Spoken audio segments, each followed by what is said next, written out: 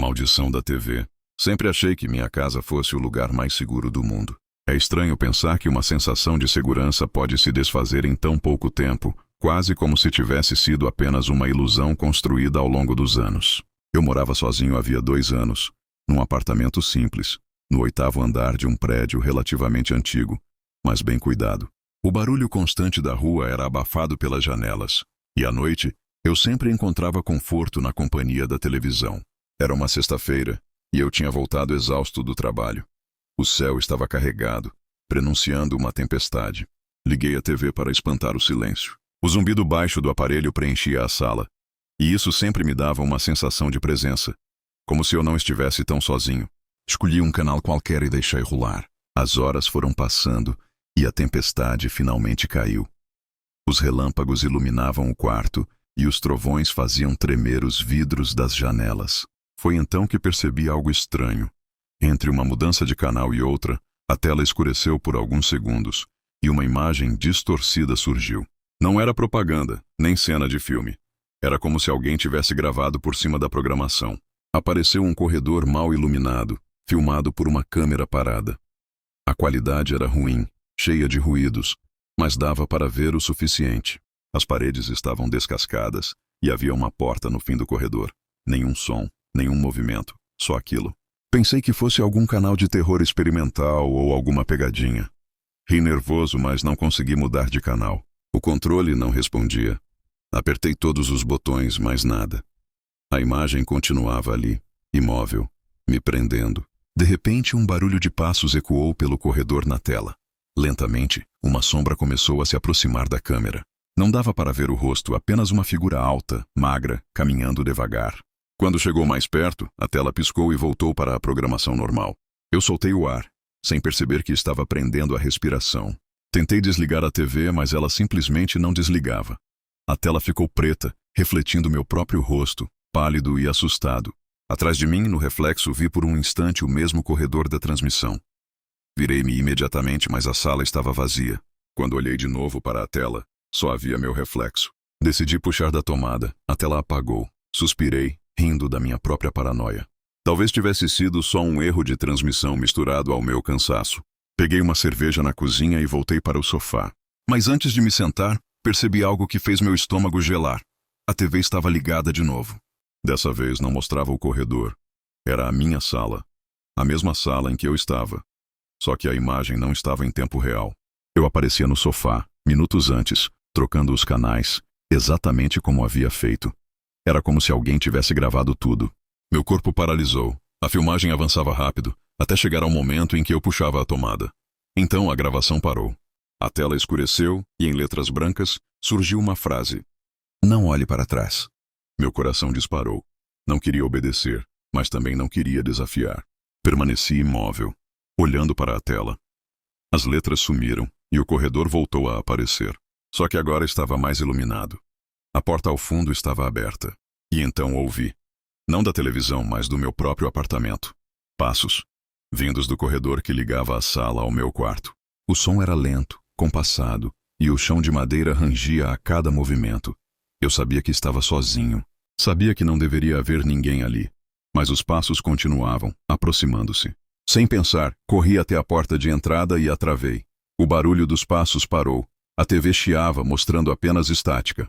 O silêncio era sufocante, mas eu não tinha coragem de ir até o quarto para conferir. Tentei ligar para alguém, mas o celular não tinha sinal. Verifiquei a hora. 00:30. O relógio digital piscava, como se estivesse prestes a falhar. A tempestade lá fora continuava, mas o que me apavorava estava dentro. A tela da TV voltou a funcionar. E para meu desespero mostrava meu quarto. A câmera parecia estar posicionada no canto, perto do guarda-roupa. Na imagem, o quarto estava escuro, exceto por uma silhueta parada ao lado da cama. Alta, imóvel, voltada para a câmera. Senti uma náusea subir pela garganta. Como aquela imagem estava sendo transmitida? Quem estava no meu quarto? Peguei uma faca na cozinha e decidi abrir a porta devagar.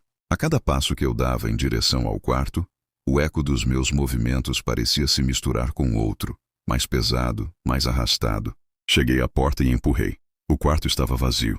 Nenhuma câmera, nenhuma figura. Apenas escuridão e silêncio.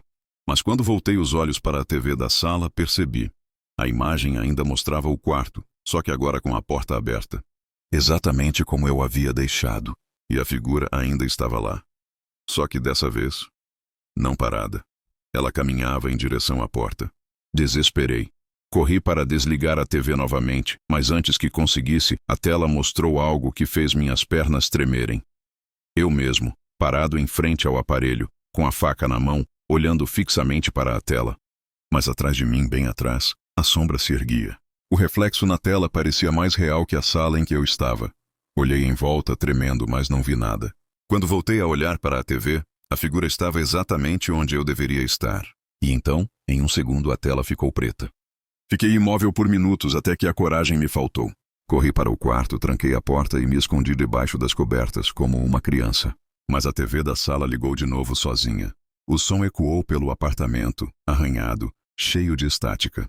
A última coisa que ouvi antes de tampar os ouvidos foi uma frase sussurrada, arrastada, repetida diversas vezes. Você não devia ter olhado para trás. E então, passos. Dessa vez parando bem na frente da porta do meu quarto. Os passos diante da porta pararam. O silêncio era tão pesado que parecia me sufocar.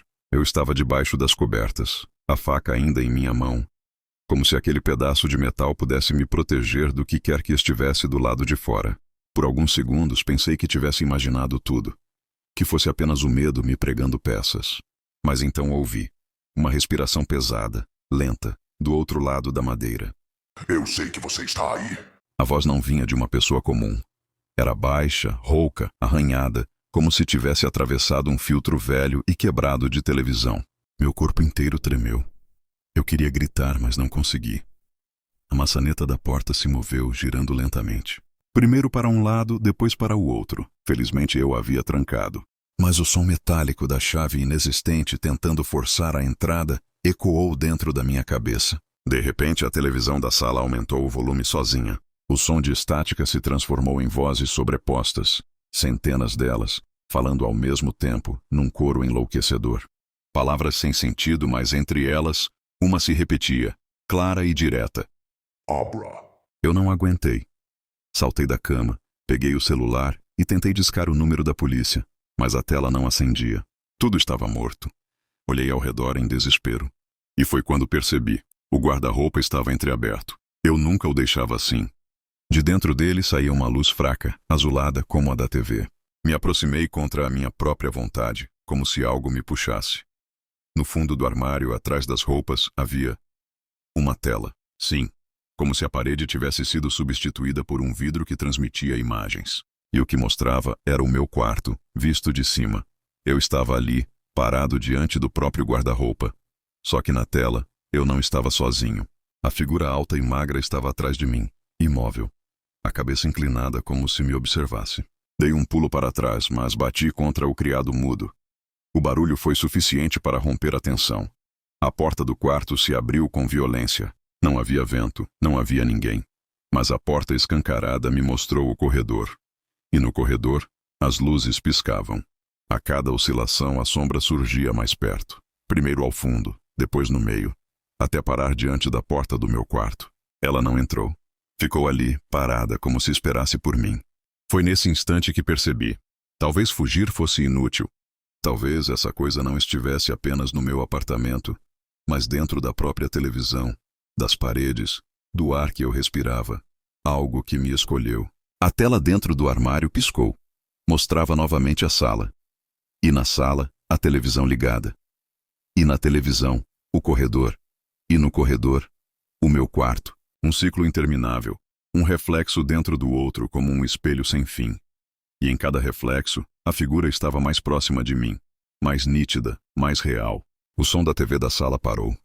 Tudo ficou em silêncio absoluto. Até minha respiração pareceu suspensa. Então, a sombra atravessou a porta. Eu gritei. Corri para a janela, abri com força e, sem pensar, me lancei no vazio. O vento cortou meu corpo e o chão se aproximava numa velocidade absurda. Eu sabia que não teria chance de sobreviver. Mas por um instante, achei que preferia isso a ser alcançado. Mas o impacto nunca veio. Quando abri os olhos, estava sentado novamente no sofá da minha sala. A TV à minha frente ligada. Mostrava o corredor. Olhei para minhas mãos. A faca ainda estava lá. Minha respiração estava ofegante. mas não havia marcas de queda, nem dor. Era como se nada tivesse acontecido. Na tela, a câmera do corredor se aproximava lentamente da porta, até revelar meu quarto. A figura não estava mais lá, porque agora ela estava comigo. Olhei para o reflexo na tela. Vi meu rosto apavorado e, atrás dele, aquela silhueta alta, magra, se inclinando sobre mim. A televisão chiou pela última vez. As letras apareceram em branco sobre o fundo preto. Você não pode desligar. A tela escureceu e o apartamento inteiro mergulhou no silêncio.